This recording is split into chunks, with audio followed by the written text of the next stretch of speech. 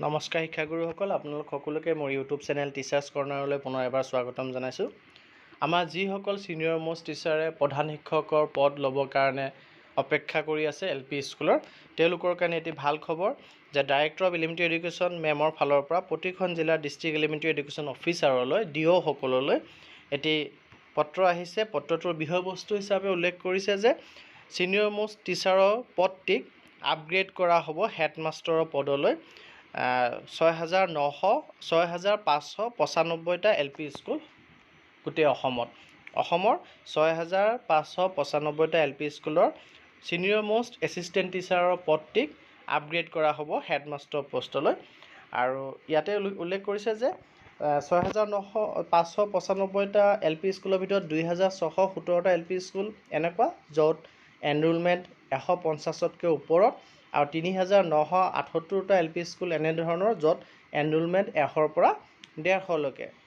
আৰু এটা কণ্ডিশ্যনত তেওঁলোকক এই প্ৰধান শিক্ষকৰ পদলৈ তেওঁলোকক উন্নীতকৰণ কৰা হ'ব। কণ্ডিশ্যনটো হৈছে যে ছিনিয়ৰ মোষ্ট টিচাৰ হ'ব লাগিব তেখেতে, আৰু তেখেতে আগতে যিদৰে ক্লাছ লৈ আছিলে তেখেতসকলে তেওঁলোকৰ যি শ্ৰেণীৰ দান কৰিব লাগে, পাঠদান কৰিব লাগে, সেই ক্লাছ তেওঁলোকে ল'ব লাগিব।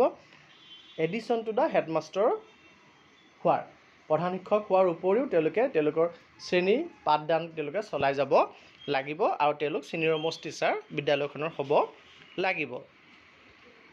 আৰু আপোনালোকে এতিয়া স্ক্ৰীণত দেখা পাই আছে কোনখন জিলাত কিমানটা LP স্কুলক এই LP স্কুলৰ প্ৰধান শিক্ষকৰ পদটি উন্নীতকৰণ কৰা হ'ব, পদলৈ উন্নীতকৰণ কৰা হ'ব ছিনিয়ৰ মোষ্ট এছিষ্টেণ্ট টিচাৰগৰাকীক।